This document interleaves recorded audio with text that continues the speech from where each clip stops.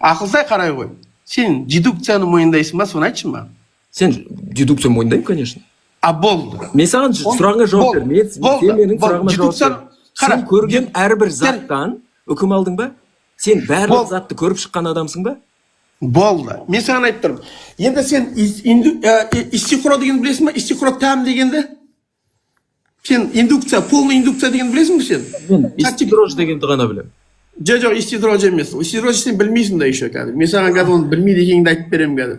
Истихро там деген бар. Не истихро там? То есть полнейшая индукция деген бар да? Еще полный индукция деп аталады. То есть жартылай емес. Ол не? Тұра тұр. Полный индукция дейді. Тоқта. Тұра тұр. Енді сразу сен маған жауап бермейсің ба сонымен? Жауап берейін деп отырмын, тұра тұр. Ағайын, байқап отырыңыздар, жарай ма? Бірде бір сұраққа әлі жауап жоқ. Эмпирикалық әдісті айта алмайды. Бұл Құдайын нысан ретінде бақылай алмайды. Бірақ оны бақылай алмайды. Муслим, Ақылтай қара. Мен саған айтып отырмын. Жота, Муслим. Индукцияны сұрадың ғой сен. Индукцияны сұрадың. Тұра тұр, Нұржан. Тұра. Муслим, не дейсің? Сен негізі, таза сен бетің ашылып тұр ғой мұнда дегенде, көріп тұр қандай сен. Сен бір сұраққа жауап беремін. Керосинші екеніңді Ақылтай. Тыңдай ғой, бауыр. Қарашы. Сұраққа жауап беремейсің ба сен? Тұрсайшы, тыңдасайшы енді. Айтайын деп жатырмын. Ақылтай, индукция дегеніміз әлемдегі бүкіл заттың жаралғанын полный индукциямен біліп тұрық деймін. Ол қалай?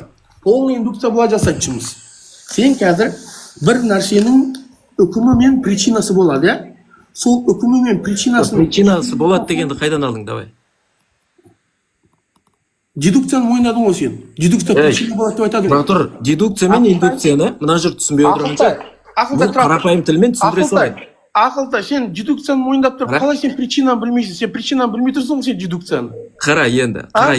Қарасайшы енді. Дедукция немен бек, причина немен бекітіледі? Қарасайшы енді мен түсіндім. Ақылтай, айтшы, причина немен бекітіледі? Мынауың ағытылып кетті ғой мынаның те. Ақылтай. Микрофоныңды жапшы кәні. Жоқ, сен етіп ойнамасайшы, сен қашпа, бауырым. Микрофоныңды жабасың ба, жоқ па? Сенің қандайыңды көрсетейін деп жатыр. Тыңдай ғой. Микрофоныңды жабасың ба, жоқ па? Дедукция не екенін, причина немен бекітіледі екенін білмейсің ба? Нұржан, микрофонды жабасың ба, жоқ па? Ақылтай, причина немен бекітіледі екенін білмейсің ба? Микрофонды жабасың ба, жоқ па? Не үшін? Сен қашан деп тұрсың ғой? Микрофоныңды жапта, үндемейді, күт. Мен саған түсіндіріп берейін.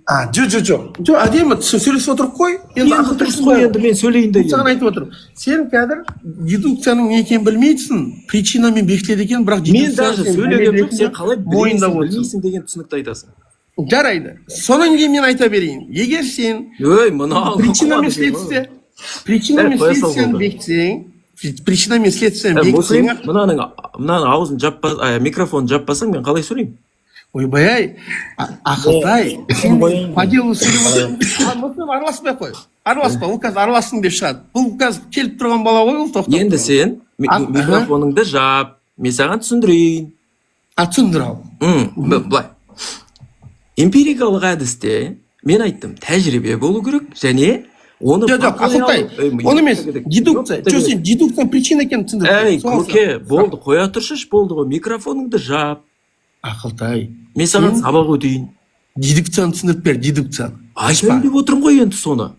Дедукцияны айт. Причина неге сен білмей отырсың? Қара. Ғылымда индукция мен дедукция бар.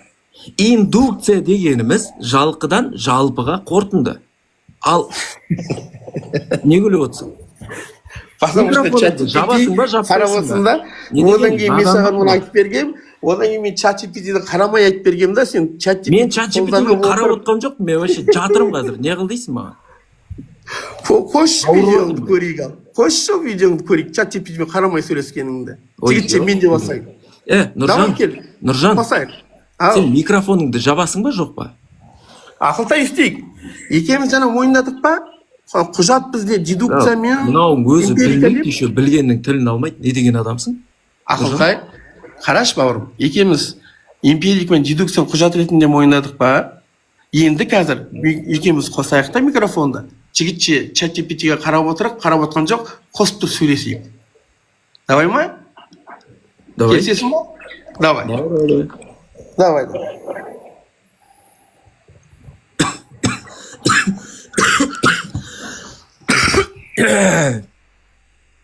Жо'дам, не істейміз енді? Қос, видеоны қосып жібер. Свет жағайын онда мен. Жақ.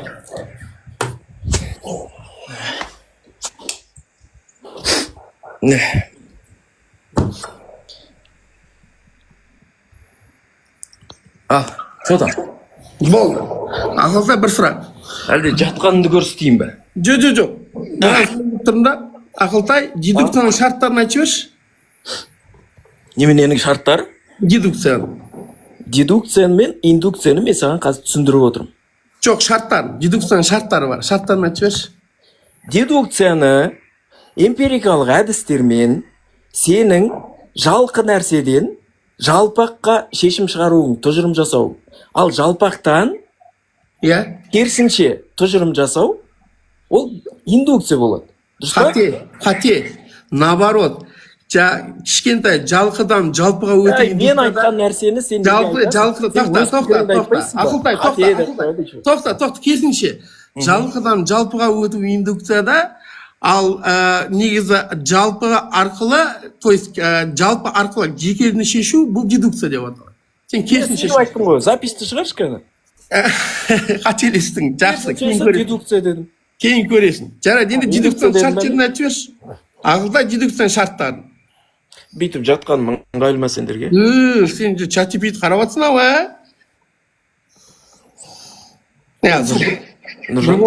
бір қолмен. Сен басың істейтін адамсың ғой, да? Мен саған айтайыншы былай. Қара, эмпирикалық әдістермен сен Құдайды танимын дейсің. Құдайды қашан бақылаған едің сен? Құдайды қалай қашан тәжірибеден өткізіп көрген едің сен? Не айтып отырсың?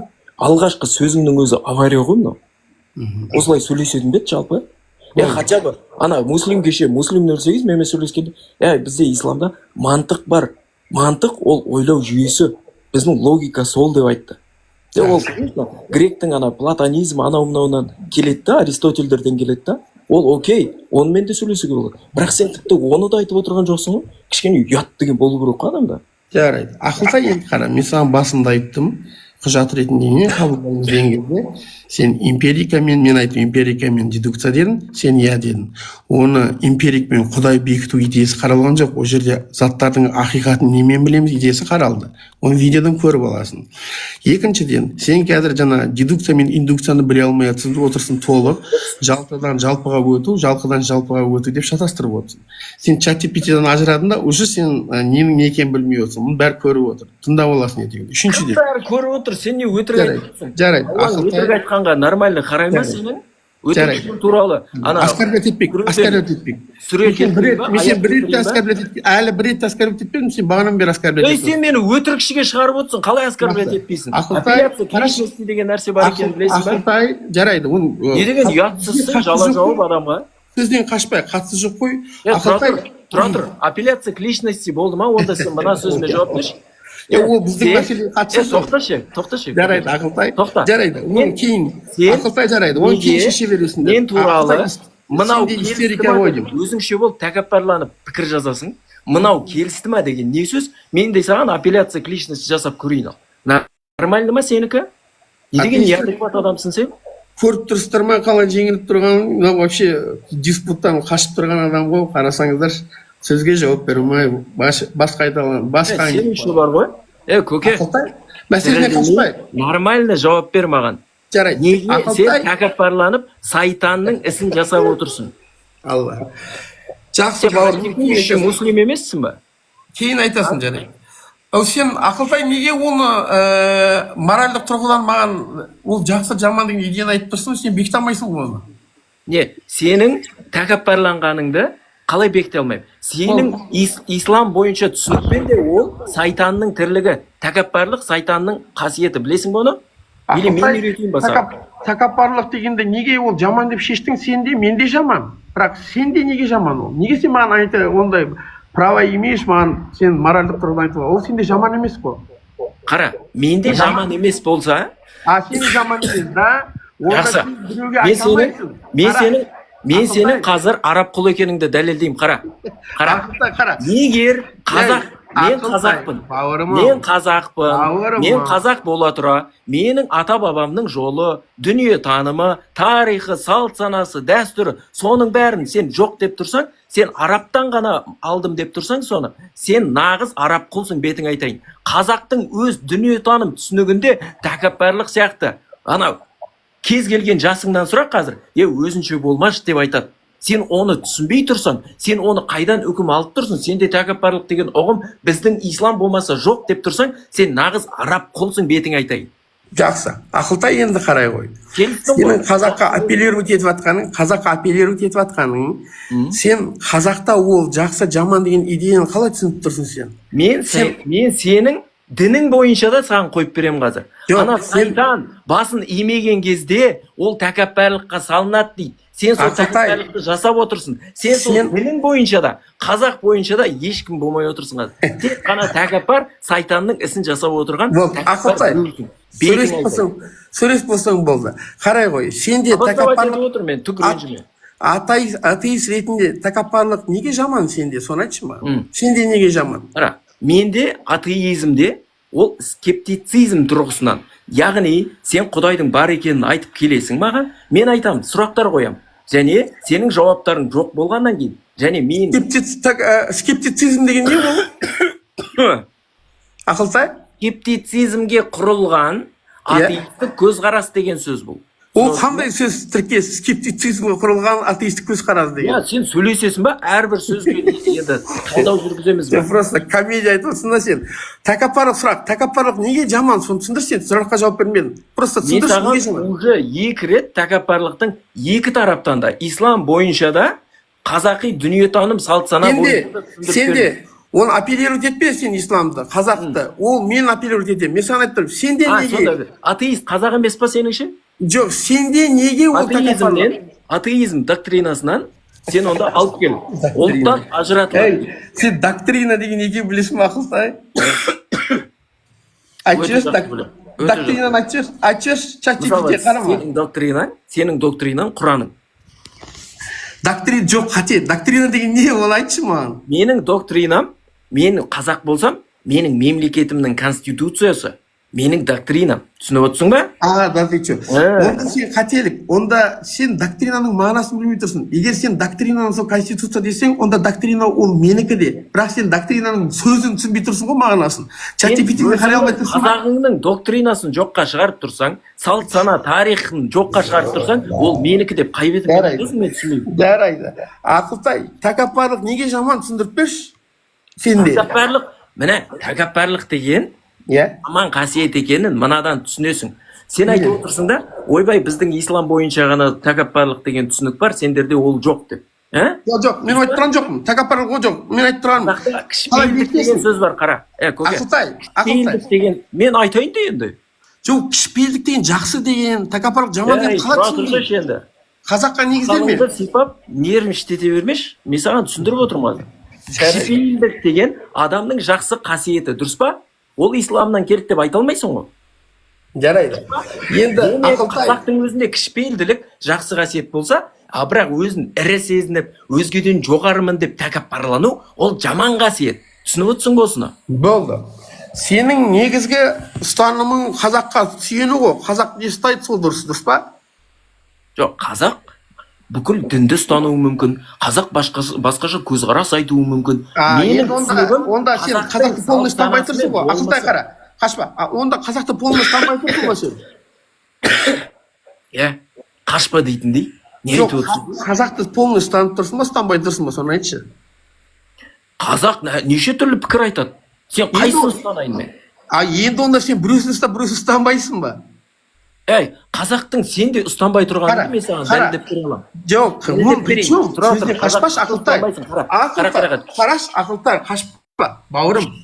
Мен саған түсіндіріп берем. Микрофоныңды жабасың ба сен? Ақылтай, сен енді болмайды енді. Қашпа енді. Микрофон жабасың ба? Міне бір минут. Мен саған айттым, сен айттың, қазаққа сүйенем дедім. Мен айттым, микрофоныңды жабасың ба деймін. Сенің сүйенетін қазақ болатын болса, қазақты ұстанасың ба? Микрофоныңды жабасың ба деймін. Мен саған қазақ емес екеніңді түсіндірейін. Ашынған ба? Ақылтай, сен ұстанасың ба қазақты? Айтшы. Ұстанамын ғой. Сен ұстанбайсың. Болды, қазақ ұстанасың. Енді қара, сенің идеяңда қазақ деген түсінік ненің негізінде пайда болады? Бұрынғы ғалымдарымыздың негізінде ма? Не дейсің? Қазақ деген түсінік бар ғой. Я сол ненің негізінде пайда болады? Бұрынғы ғалымдардың ұстанған жолы ма, стандарт? Я? Қара, қазақ деген түсінік ұлттық мифология, мәдениетің, өркениетің, тарих, салт сана болмысыңмен қосылып, сол идеологияның ұстанушысы ретінде ұсталасың. Түсініп отырсың ба? Болды. Так, демек сен қазір қанша 5 причина алып келдің ба? 5 причина? 6. Демек, 5 причина, я? Осы 5-еу 6 жарайды. Осы 6-ауы қазақ болу үшін болу керек па? Иә. Болды. Егер сен қазір маған демек айтып тұрсың ғой, тәкаппарлық бұл осы 6-аудың негізінде орын алып тұр деп. Не дейсің? Құрсын, не айтып отырсың? Тәкаппарлықтың дұрыс, жақсы, жаманды қазақтан алдым деп тұрсың ғой. Дұрыс қой, тәжірибеден, салт сана деп айтып отырмын ғой, соның ішінде бар ғой. Болды. Егер осы 6 нәрсеге, қазақ деген түсінік сен 6 нәрсеге тұрады деп тұрсың ғой. Дұрыс па? Иә. Ол бірінші сен мифологиясы дедің, иә? Одан кейін не дедің? Дәстүрі дедің. Одан кейін не дедің? Ұлттық мифология емес, мифология ол сенің Құраның. Жақсы. Міне, бір. Ұлттық миф. Сана сезім. Сана сезім, иә. Сана сезім деген қалай түсініп бересің сен? Болмыс. Сана сезімге қалай түсініп бересің? Не ол сана сезім? Болмыс. Мен кіммін деген, табиғаттағы орным қандай деген, мына тылсым дүниеге танысуға, оны танып білуге деген ұмтылысың. Қазақта қалай таныған? Болды. Набор букв қой мынау. Жақсы. Үшіншісі не? Болмыс. Болмыс деген не ол? Саған тән, қазаққа тән, идентикалық элементтерің. Соңын төртінші не? Сен мынау не қуып отырсың? Тарих. Тарих дедің. Бесінші? Дәстүр. Дәстүр. Алтыншы? Алтыншы. Не дедің? Иә. Әдет ғұрып. Жоқ, дәстүр дедің ғой. Жоқ, дәстүрге кіргізбейміз. Дәстүр мен әдет ғұрыптың айырмашылығы неде? Бірақ оны сұрамасам да болады. Но екеуі сен 6 дедің, дәстүр мен әдет ғұрып дедің. Не айырмашылығы? Қазір мен саған түсіндіріп берейін. Чат GPT-ге кірмей, иә? Сен алдыңды көрсетші, бұрақ. Мен былай қойып қойын. Я сен де көрсетіп жібер алдыңды. Алдыңды көрсетіп жібер, Ақылтай. Көрсетіп жібер алдыңды. Не көресің? Жоқ, ас жағы көрсет, стол жақты көрсет, стол. Дәрі, не керек саған? Болды. Жынды болмашы. Ақылтай, дәстүр мен әдет-ғұрыптың айырмашылығы неде? Қара. Мен саған қазақтың дәстүрі мен әдет ғұрпын түсіндіріп берейін. Не айырмашылығы бар екенін айтамын қазір. Қара, аузың ашылып қалмасын, қара. Қазақтың дәстүрінің ішінде біз айтамыз, озығы бар, тозығы бар деп, бірақ оның ішінде озығы бар және тозығы жеткенде бар ма? Бар ғой. Демек, ұстанған нысаның, әдетің, ол қайталанатын іс және ғұрпың, сонымен қайталанған, жалғасқан түсініктер сенің өзіңнің ұлт ретіндегі позицияңды айшықтайтын түсінік. Енді ал дәстүр деген нәрсе соның бір заманда өзекті болып, бір заманда керек болмауы, немесе оның аршылып жетілуі. Көрдің? Сен нысандағы затпен оны қабылдаудың өзектілігінің арқасында пайда болатын түсініктерді шатастырма. Болды. Енді қара, мен саған айтайын, сенде дәстүр демек қазір бір заманда өзекті, бір заманда өзекті болмайды ғой. Дұрыс па? Иә? Иә. Болды. Енді сен қазір 6 нәрсеге сылатып түсірсің қазақтың несін, болмысын шығаруда. Оның біреусі дәстүр. Дәстүр бірақ сенің ойынша өзгеріп отырады екен. Кейде ол өзекті болады, өзекті болмайды. Демек, қандай да бір жылдары тәкаппарлық өзекті болмаса, сен үшін ол дұрыс емес болып қала ма? Жоқ, бұл Құрандағыдай нәрсе емес. Біз тәжірибені алдық. Тұра тұр, көке. Сен тәжірибені алдық, одан кейін ол біз үшін статикалық тұрғыда болады да? Статикалық тұрғыда болады. Ойбай, Ақылтай қарай ғой. Сен кішкене адам табылсаң күлесің бе, истерит етесің бе, түріне қарап отырмын. Жарай. жарайды. Ақылтай, дәстүр өзгереді дедің ғой. Енді мен саған қазақтықтың не екенін айтып бердім ба? Енді мен саған сұрақ қойайын. Жоқ, сен қашпа. Алты нәрсе дедің ғой. Дәстүр дедің, иә? Тұр болды. Дәстүр өзгере ме? Ақылтай қара. Осы тақырыптан кетпейміз. Осы тақырыптан кетпе деймін. Осы тақырыптан қашпайыз қайда. Көріп тұрған шығарсыңдар да ақылтайларыңның қандай екені. Тоқта, қашпа. Сен әдір 6 нәрсеге бекітеді дедің қазақ, иә?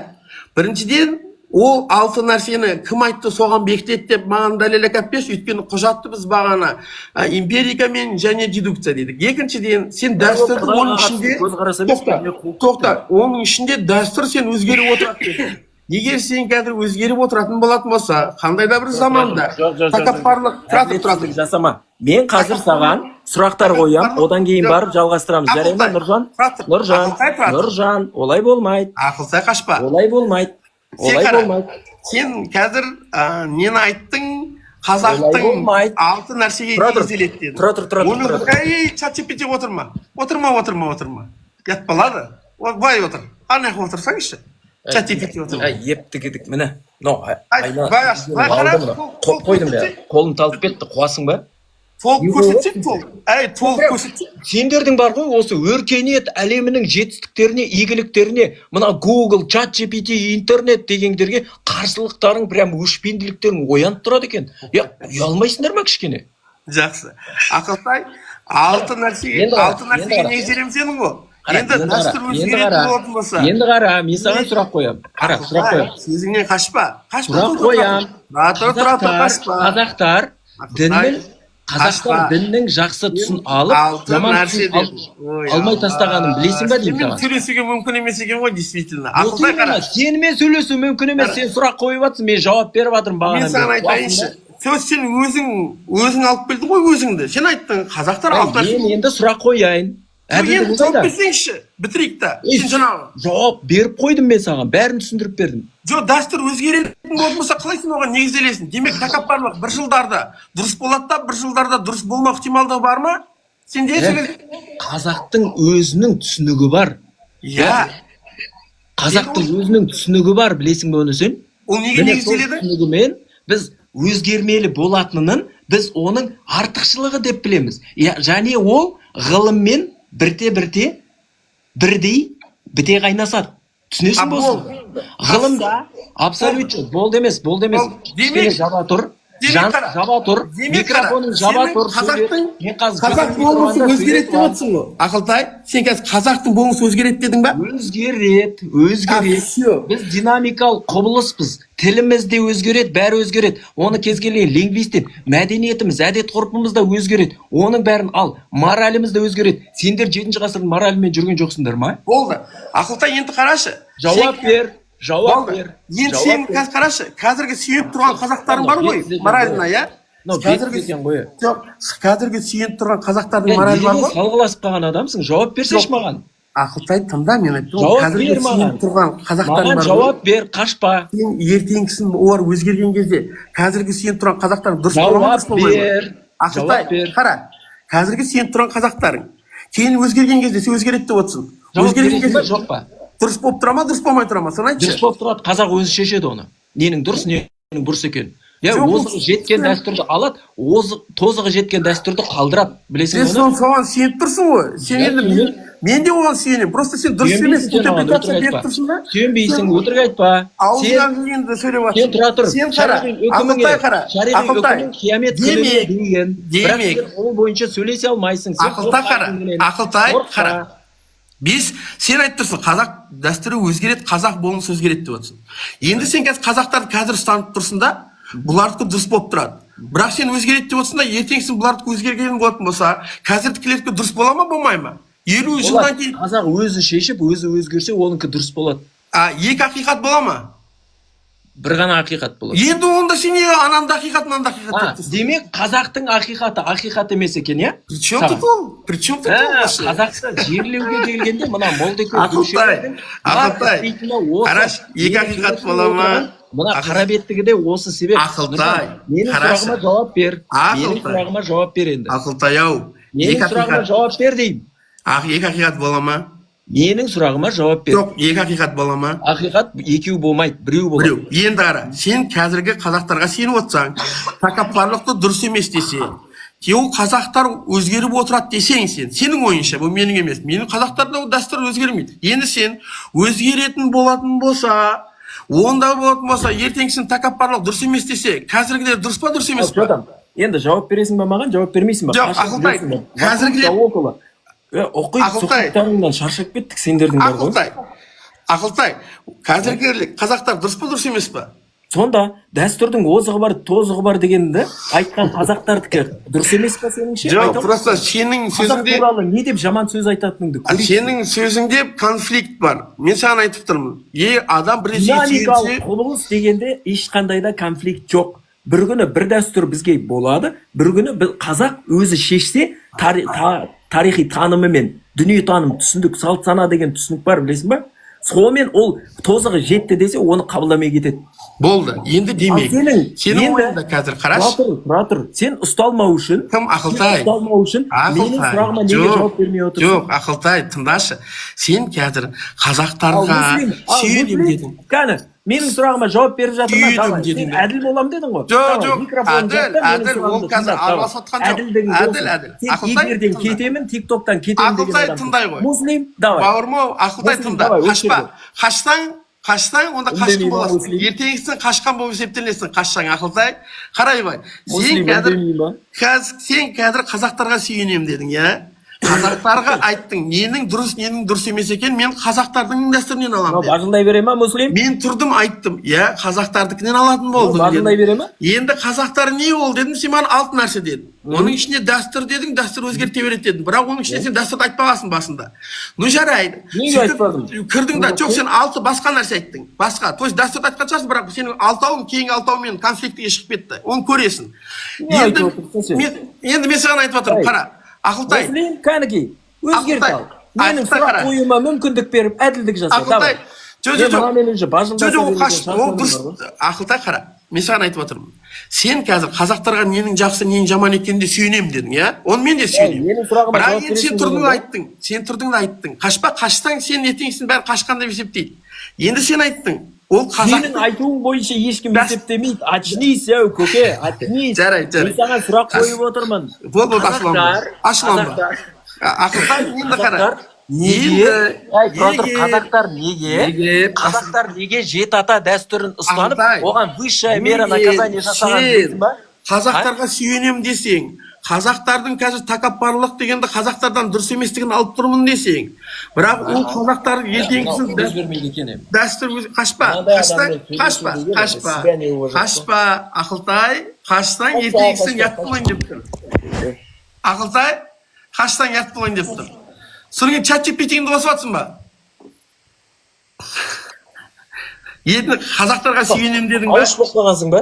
Қазақтарға сүйенем дегеннен кейін... Жоқ, мына шағын көрсетсе, сен көрсетер ме? Алдыңда. Тұрмай жатыр да, соған қойып отыр. Болды, қоя. Не болды? Не болды? Енді қара. Ауыш екеніңді дәлелдедің ба? Ауыш болып қалғансың ба?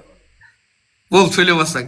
Ақылтай қарай бұл. Ақтарыңды қойсаңдаршы, қарап етсің. Қазақтарға сүйенем дедің ба? Қазақ бірақ өзгереді дейсің. Енді маған жауап берші, Ақылтай. Қазақтар жет ата дәстүрін неге ұстанған? Ал неге Құдай инбридингке рұқсат берген? Тыңда, сөйтте жауап бер. Тыңдай ғой. Сен маған бірінші өзіңнің позицияңнан жаңа түсіндіріп бер.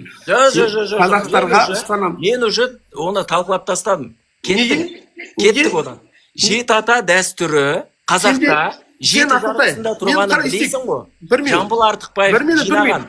Соның 171-ші бетін ашсаң, өлім жазасы деген тарау бар. Сол бойынша жет ата дәстүрі бұзып, жақыннан қыз алысып, қан араластырғандарға высшая мера наказания. Көке, ол сен сенетін исламға қалай қатысы бар оның? Ақылтай бұны. Жауап бер. Бол, жауап бер. Бірақ сен осы позицияны бітіріп тәкші, сен просто мен қателестім деп бойында мен өте саламын ғой.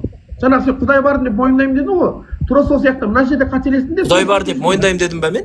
Бағана айттың ғой сен, Құдай бар деп мойындаймын дедің. Мынандай болып қалған. жарайды, оны көресің. басың стима жалпы, не айтып отырсың? Ақылтай қарашы, мынаны бітіре салайықшы.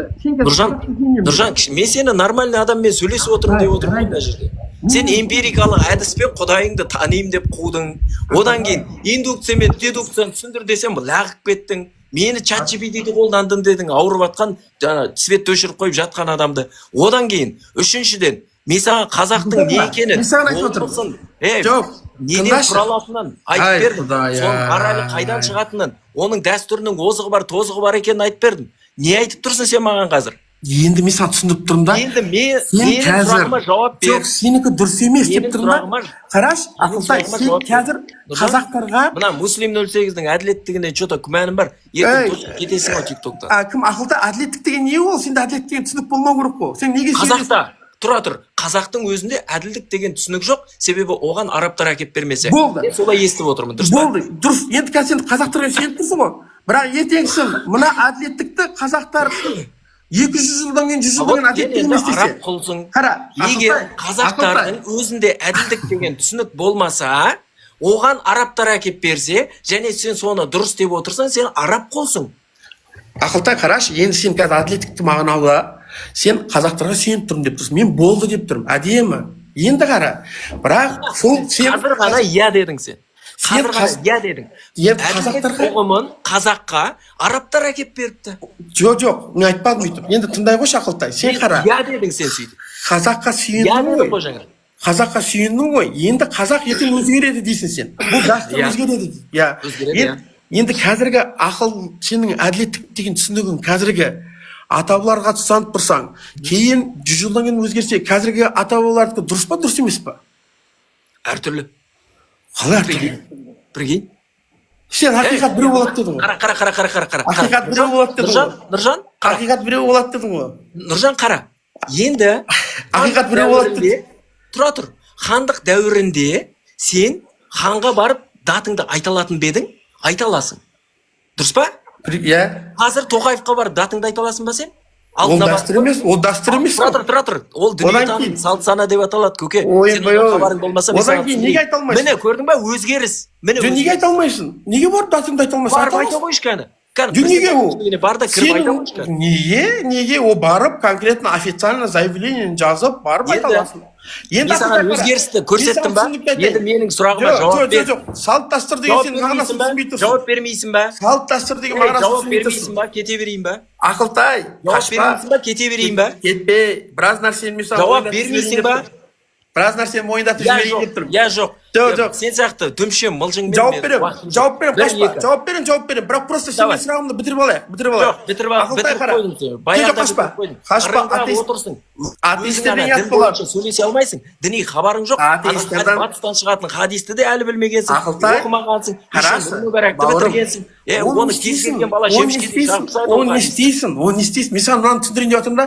Жетата дәстүрін неге қазақтар соны высшая мера наказаниемен тыйым салып бекітіп қояды да, ал исламда оны имбридингке рұқсат береді, немере қарындасты алуға рұқсат береді. Құдай білмей қалған ба? Жарайды. Енді қарас, Ақылтай, егер қазақтар тұрып, сол высшая мераны ертеңгісін 100 жылдан кейін өзгерте ала ма, өзгертпей ма шариғатқа сай қылып? Бүйтіп қалса, сөйтіп қалсашы деген. Өзгерте ала ма, өзгерте алмай ма? Дүршелер өздері соны өзгере ма, өзгермей ма? Өзгере бола ма, болмай ма? Өзгере ма, өзгермей ма? Сен маған жауап бересің ба, жоқ па? Жауап беріп тұрмын ғой. Болды, Жамбыл Жабаев айтты. Высшая мера наказания деді. Бұл қазақтардың негізгі дәстүріне сүйенген. Енді мен айтып тұрмын. Сен дәстүр өзгереді дедің. 100 жылдан кейін... Жамбыл Жабаев айтты дейді. Сен сөйтіп естіп қалдың да мен сен Жамбыл Жабаевтың кітабында тұр дедің. Бірақ жарайды. Енді ол қазақтардың салт дәстүрінде болатын болса, салт дәстүр өзгереді дедің, иә? Енді қарашы, Ақылтай. Көке, білімсіз мен саған айтайын. Жамбыл Жабаев емес. Не айтып отырғанымды түсінші. 7 жарғы бар. 7 жарғыны қазіргі үлгісін Жамбыл Артықбаев деген этнограф, тарихшы ғалым жинастырған дедім. Сен Жамбыл Жабаев деп не қойып отырсың қазір? Болды. Ақылтай қара, енді демек 7 жарғыдағыда қазір заңдар ертеңгісін 500 жылдан кейін шариғатқа сай өзгерсе, ол дұрыс па, дұрыс емес па? Өзгере ме, өзгермей? Сен тұрсың ғой, сен айтып тұрсың ғой, дәстүр өзгереді деп. Демек, бұл дәстүрден болатын болса, ол өзгеру ықтималдығы бар ғой ертеңгісін. Бар ғой. Болды. Енді ол шариғатқа сай өзгеріп қалса, онда дұрыс бола ма, дұрыс болмай ма ол?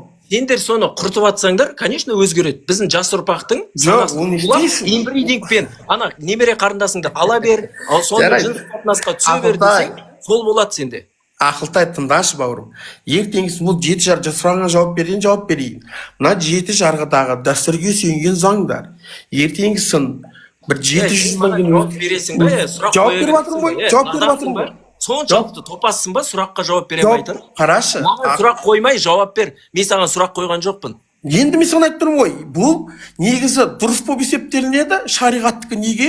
Өйткені ертеңгісін дәстүрдің өзгеру ықтималдығы бар, сен өзгереді дедің, ал онда шариғатқа сай келетін болса, онда сенің ойыңша да бұл онда дұрыс болып есептелінеді. Онда инбридинг дұрыс па не сен үшін? Не қуып отырсың? Енді ол ертеңгісін дәстүр өзгеру мүмкін ба?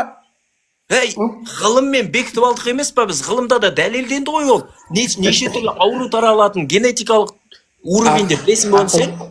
Ақылтай, дәстүр өзгеру мүмкін ба? Тұра тұршы, мен сенің құндылығыңды что-то түсінбедім. Сен маған мынаған жауап бер. Сен немере қарындасыңды аласың ба?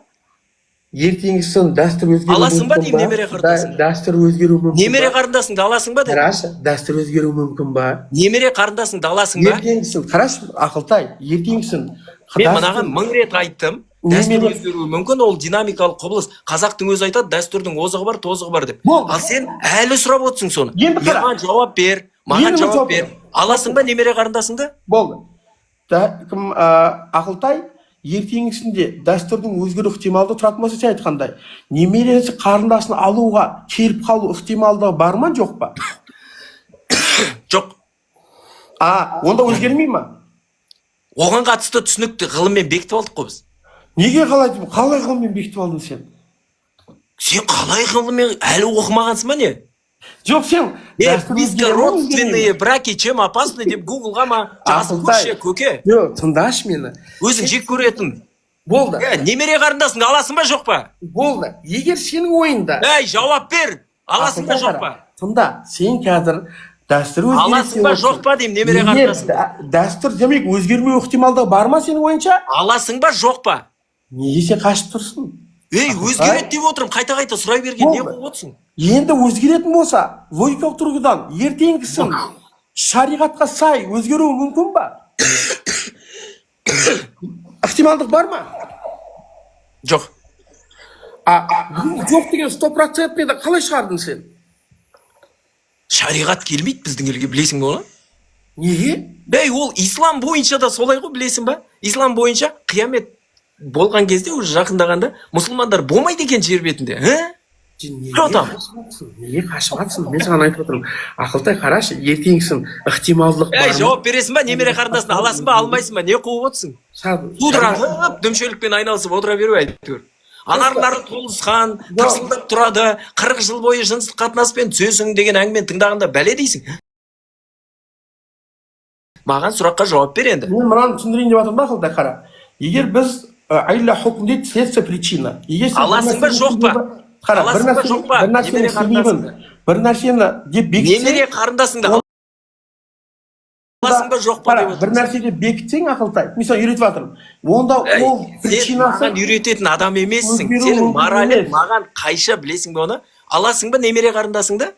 Ақылтай, сенің моралің қазаққа жауап бер. Бір сұраққа жауап берген жоқ. Мына дүмше бір сұраққа жауап бере алмайды ғой. Сен қашу құлығыңды мен білемін. Мен сен қашпай тұрмын. Сұрақ қойып отырмын. Сен сұрақтан қашып отырсың өзің. Жоқ, сен маған мынаны айтып берсейші. Ертеңгісін жауап бер. Өзгеретін болса. Немере қарындасыңды аласың ба? Алмайсың ба? Мен сені үйгіремін. Алмайсың ба? Міне қара, әдемі тұр. Жауап берейін. Ақылтай, еркекке еркектің түрі әдемі екенін айтуы енді мен үшін білмеймін.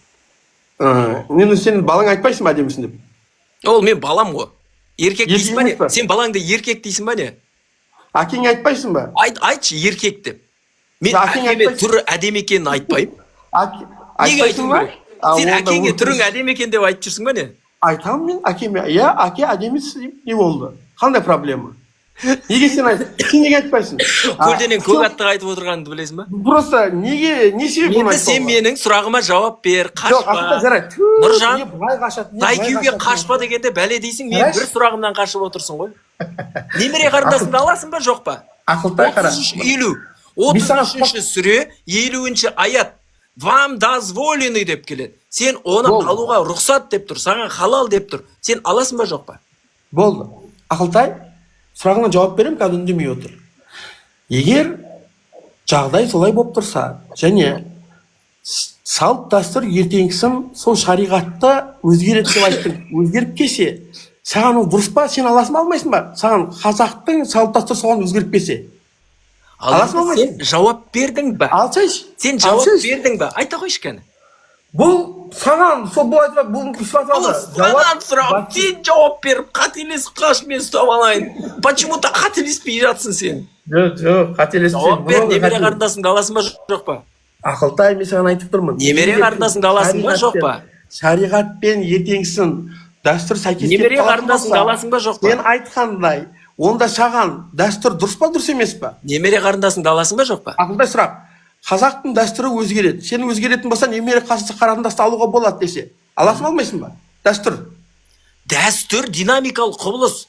Қазақ оны тозығы жетті десе, ол дәстүрден бас тарта алады. Болды. Енді демек. Шариғатың бойынша сен немере қарындасыңды ала аласың ба, жоқ па? Енді қара. Жеті ата қазір, дәстүр болып тұр.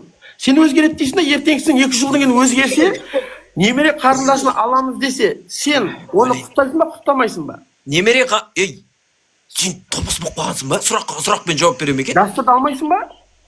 Сұраққа жауап бергенді білесің ба, сен қалай жауап беретін? Алмайсың. Ақылтай, дәстүрді аласың ба? Сен маған жауап бермесең, мен саған не үшін жауап беруім керек? Дәстүрді аласың ба, алмайсың ба? Неге осылай дүмше болып отырасың? Немере қарындасыңды аласың ба, алмайсың ба? Дәстүр. Біз қазақтар оны өзіміз шешеміз. Болды. Давай, саған жауап бердің ба? Енді маған жауап бересің ба, жоқ па? Жауап жоқ па?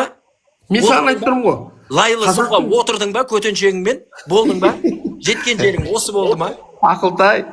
Енді сен өзің ерте халық көреді ғой қалай қашқаныңды. Аласың ба немере қарындасыңды, жоқ па? Сен қашып отырсың ғой. Ақылтай, сен тағдыр дәстүрге негізделемін дедің. Енді мен сені сұрап отырмын. Дәстүр ертеңгісін ықтималдық бар ма? Сөйтіп қалса деп шешпейміз біз оны. Сен сияқты ана философия қуып ойнап отырмаймыз. Біз нақтысын аламыз. Тәжірибеден көрдік, дұрыс екен, осыны аламыз. Анадан көрдік, тәжірибеден қыз қууымыз, қыз алып қашу. Дұрыс емес дәстүр екен. Гуманизм сәл жат, қыздың құқығы тапталады екен. Біз алмаймыз оны. Көрдің ба? Осылай өзгеріп отырамыз. Ал сен не қыл деп отырсың? Айта қой маған, немере қарындасты аласың ба, алмайсың ба? Қызды алып қашу дәстүрін сен аласың ба, алмайсың ба? Мен алмаймын. Немере қарындасты аласың ба, алмайсың ба? Неге алмайсың? Дәстүр ғой. Мынау жауап бермейді ғой. Неге алмайсың? Мен де айтайын, иди в жопу тогда. Дәстүр қашпа. Либо қазір мен саған уақыт беремін. 22:00 болды, 22:01-ге дейін жауап бермесең, 22:02-де немере қарындасты алмаймын деп айтпайтын болсаң, мен сені соламын. Қашпа. Сен егер дәстүрді мойындасаң, уақытың кетіп жатыр. Бол, қара. Дәстүрді мойындасаң, неге сен бір дәстүрді алмаймын дейсің да? Неге бір дәстүрді алмаймын дейсің? Бұл бір. Аламыз, потому что қазақтар бірін алады, бірін алмайды, өзі біледі оны. Бол. Ондай болатын болса, сен дәстүрге негізделдің деп айта алмайсың. 22:00 болды, кетті. Ақылтай түсіндірейін, тыңдай тұр. 1 минут уақыт берем. Егер жауап бермесең, шыға салам. Өйткені қара, Ақылтай, егер сен бір нәрсені базар ретінде алатын болсаң, оны бірде алып, бірде алмау деген логикаға қайшы. Өйткені сен оның авторитетін... Қайшы, кім айтты оны? Өйткені сен оның негізгі дұрыс еместі ажырататын авторитет ретінде мойындасаң...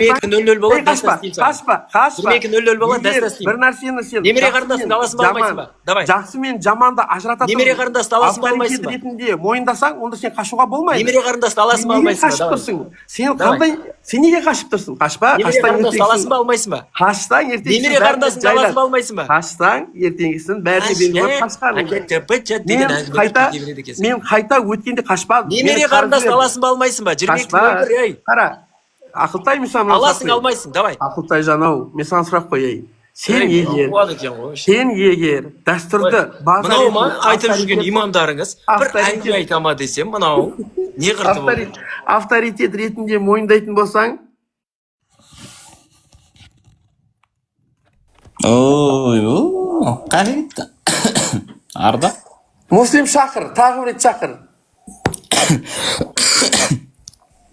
Ардақ амайды, уайымдама, ешкім амайды. Не болды саған, уайымдама.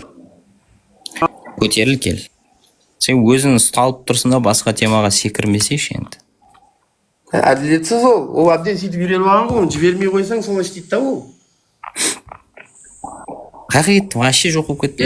Кім Ақылтай келе ғой, күтіп отыр, мен сенің атеистерден ұят болатын болды. Ақылтай?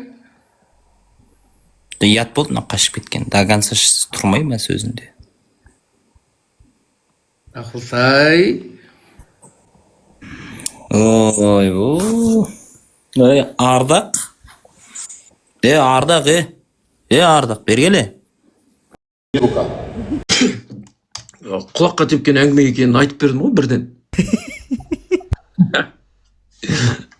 Запись Не деген топастықпен айналысатын адам, бір сұраққа жауап бере алмай қашады ма сонда? Осы ма диспут? Бір сұраққа жауап бере алмайтын дүмше? Вот айтыңдар. Просто красавчик Ақтай. Так, кеттік. Қайрат аға. Оқулық кім бар? Ақылтай, мына жерде мына жақта отырып ше, бір разы болдым бар ғой. Айналайын, жарайсың бар ғой, красавчик. Шынымен, ақиық деген батыр атандың енді сен бұдан кейін Ақылтай. Мен разы болдым бар ғой. Ана жерге жатқан жеріңнен тұрып, енді мен жатқан жерімнен тұрып келдім, енді не керек деп, ана сөзді аямай тұрып, ана ақындар айтысқанда айызын қандырып тұрып, сұғып алады, тур солай болды да. Бір разы болдым ше. Анау тұрып алып, әптен мына молданы жегізіп жерген ғой біздің дымшелдер ше. Айтып, ойбай, олар атеистер шат-шапыты болмаса дымда істей алмайды деп. Сосын кейін алдыңды көрсет. Ей, жас баласың ба, кеңнің аузсыз кейін майпалау. Отырсың ғой, нормально, үлкен адамсың, салихалы түрде әңгіме айт. Жоқ, шынымен мектепті 3-ке оқығандар неге барады екен де жаңағы ше, молдалыққа ше. Мынау дегенің шынымен не ғой, былайында шайған тірлік қой ше. Мырақта отырып, бірақ Ақылтай сенің берген жауаптарыңа разы болдым. Бір уақытта жамбыл жабайды деп, бір қуып кетті ма, өзінің істеп отқан қателерін ұқпайды да, тактикасы мынандай. Сен ары қарай алып кете береді, бал-пылдап тоқтамай деген да. Білмеймін мен бірақ саған разы болдым. Оның не айтады, не қоятын да шаруам жоқ, бірақ Ақылтай жарайсың, мықты болды. Алғыс саған, мыңда бір алғыс. Сендей баланы туған атаға мың алғыс. Әдемі болды әкеш. Мияқта отырып, тыңдап отырып қой. Анау деген кәдімгідей қашып. Рахмет, ана записін жейші, әне бейчас қойсын, Нұржан Смағұл қашқан жері деп ше. Сақ қой керек едік қой. Енді деп алып, бір сұраққа жауап бере алмаса, неменесіне диспут ол? Мен тамағымды... Ақтай, смысл жоқ бұлардың эфирынан. Көрдің ба, мадан бері ешқандай не шоу тайм деген аты жоқ, не жауап бердің деген модерация жоқ ешқандай. Бірақ ауырып отырса да Ақылтай жарады, 100 жаса. Мына төмендегілердің барлығын айтып отқанда қосылам мен ше, шынымен. Ал жігіттер, білесіңдер, Ақылтайдың номерін бір осы күнде шаппағанда... Уже атватыр донат алғыс бәріне. Абылайдың асында шаппағанда атаң басында шабасың ба деп, қазақ атам бос қайтпаған. Ал осы күнде немізді Ақылтайға бір алғысымызды білдіріп жіберейік. Мына жерде 665 адам отыр екенбіз. Шынымен бар ғой, мен мына жерде... Армысыздар. Қойшы телефонды, енді айтшы деп едім, тура наоборот айтып берді да. Ол бірақ оның алды дұрыс айтқан, сөйтіп тұрды наоборот айтып жіберді. Енді атеист кішкене ақылыңды қосатын болсаң, көріп тұрсың ғой, мен просто оның дәрежесіне түстім да, оған сөз бермедім. Болды. Әйтпесе ол онымен өзінің тілінде сөйлеспесең, ол негізі бір жүйелі сөзге келетін адам емес. Бұл да логика жоқ, мүлдем болмай тұр да. Сөзден қашу, қай сөзі оның бір дұрыс болуы мүмкін, мынаның ішіне мен түсіне алмаймын. Жаңа сіз негізі бекітіп атқан кезде, эмпирикалық дәлелдерді бекітіп атқан кезде мақсат басқа етін. То есть не нәрсе бізге қазір дәлел құжат ретінде болады. Бірақ ол оны алып жаратушы Құдай бар ма деген мәселеге әкеп тақап жатыр да. Яғни сен осыған сүйеніп, жаратушы бар жоқ деген тауып берші маған деп жатыр да. Бірақ әңгіме басқа да болды да. Манипуляция. Бұндайлармен бұл андай конкретно бір нені білдіре алмайсың да, оның бір ақымақтығын ше. то есть ақымақтығы өйстіп өздері білдіртеді да, а былай негізі бір сөзден ұстап алу деген жоқ бұларда позиция. Неге? Өйткені жоқ қой ешқандай ар намыс. Сөйлей береді, ұрса береді да. Бұл қазір қарасаңдар қанша уақытын немен өткізді андай манипуляция және оскорбление өткізді. Енді атеисттер енді өздерін көріп тұрсыңдар деп ойлаймын мен негізі. Сондықтан да ақылтайларыңыз бір, мен әдейі шықпай қойдым да оның позициясына түсіп сөйлестім, жібермейін деп. Одан кейін ол қашты. Демек, мен өткенде, хотя олардың эфиріне кірген кезде мен қашпадым еще. Қараш, олар мені шығарып жіберді. Енді жігіт болса отырып, мен шығарып жіберетіндей болмай ма? Сіз шығарып жібердің ма? Кім сайты деген кіргізбеді ғой, мен қайта сұрадым ғой, кіргізбей қойды осы қақтар. Не себеп болды? Білмедім, сол типа оларға мүмкіндік бермесең, солай болады да. Типа сұрағынан ұстап тұрып алсаң, сондай болады. Бұлар негізі осындайға үйреніп алған ғой, әбден андай, дұрыс па, үйтті ма, одан кейін жаңағыны белгілеп алып, сұрап сөйлесетін кезде, құжатты белгілеп алып, ChatGPT шығарып тастаңыздар, өзі мойындады ғой, одан кейін өзі сөзін мойындағаннан кейін одан кейін қаша алмай тұрды, ChatGPT-ға бара алмай. ChatGPT-ден алсап тастаңыздар болды, бұл түк білмейтін бала ғой. Кеше алдыңғымыз, кеше емес, алдыңғым тоже диспут болған ол баламен. Құдай қаласа ол да шығады, просто субботадан кейін шығарайын деген ғой. Тоже жаңағыдай ChatGPT-сіз шығып қалды ол бала. Негізі жаман жеген, құдай қаласа оны да шығарайық. Негізі сам по себе бұлар тек қана сол ChatGPT, одан кейін самый үлкен проблемасы бұлар мен түсінгенім. Негізі жүйесіз алынған білім проблема екен да негізі. Мен сұраққа жауап берейші. Мен жаңа мына сұрап жатыр ғой, кім муслим немере қарындасыңды алуға бола ма идеяшы. Мен просто әдейі жауап бермедім, бірақ бұның жауабы белгілі, баяғыдан зеш шығып кеткен жауап. Мысалы қараңдар, мен өткенде бір таңыршыға де жауап беріп жатқам. Бұл дегеніміз, бұл ақылтай қалай позицияны әкеп тұр? Немере қарындасыңа үйленбесең, сен ислам бойынша дұрыс емес қой, дұрыс па деп жатыр да. Мен айтып жатырмын, немере қарындасына үйлену бұл уәжіп, фарз, ешқандай амал емес. То есть, немере қарындас деген сенің қарындасың емес та ол тіпті. Немере қарындас дегеніміз бұл ағаңның, бауырының несі қызы.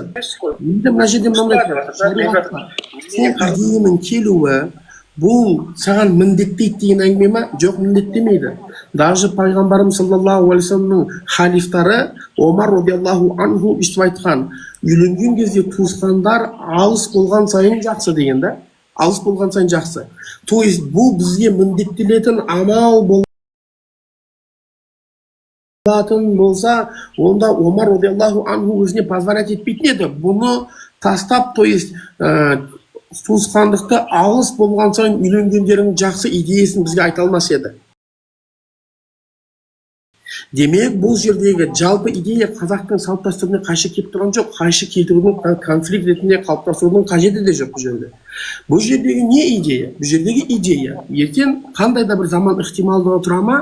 Мысалы, жер бетінде ағалы, інілі, сестра ғана қалып қалады да, соларға қарай заман қарап тұрады деген сияқты идея тұра ма? Сол кезде болады, болмайды идеясына тұрады да бұл. Рұқсат емес. Былай қазір қоғам наоборот, шариғат айтып жатыр. Қалай қазақтың ғұрпында жеті ата ма?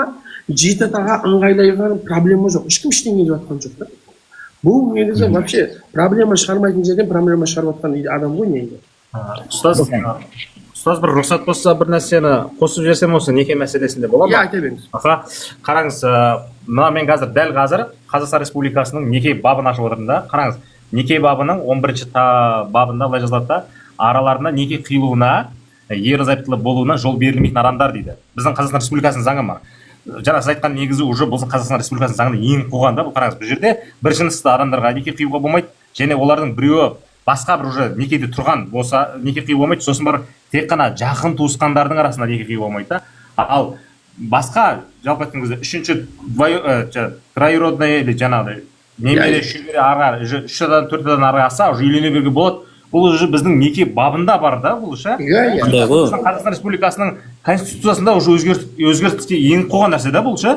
Біз енді мынаны қазір мынау конституция дұрыс емес деп болмаса әлемдегі жалпы айтқан кезде үшінші или төртінші атадан үйленіп қалған бүкіл халықтардың барлықтарының сендердікі дұрыс емес, А сендердің істеп жатқандарың аморален деп айта алмаймыз ғой біз. Біз қазақтың дәстүрімен жүрмейсіңдер, сендердікі таза оңбағандық деп айта алмаймыз ғой біз. Біздің дәстүрімізге сенбейді екен деп біреуді біз үйтіп айыптауымызға хақымыз жоқ. Даже тіпті біздің қазір қияметке дейін болмай қалады. Қазіргі моральдық түсінігімен оның дұрыс емес екенін ғылымның кифиттердің жасап берген ғылымы бойынша ол өте ауыр, күрделі бір ауруларға душар болатынын түсінеді. Бітті. Екі жолында да бітіп тұр да. Жауап бере алмайды себебі. Бұлар сол қараңызшы, сөзінен байқауға болады да, егер дейді дәстүр өзгерсе ше дейді да. Дәстүр өзгере ма дейді. Көрдіңіз бе? Бұлардың түпкі пиғылы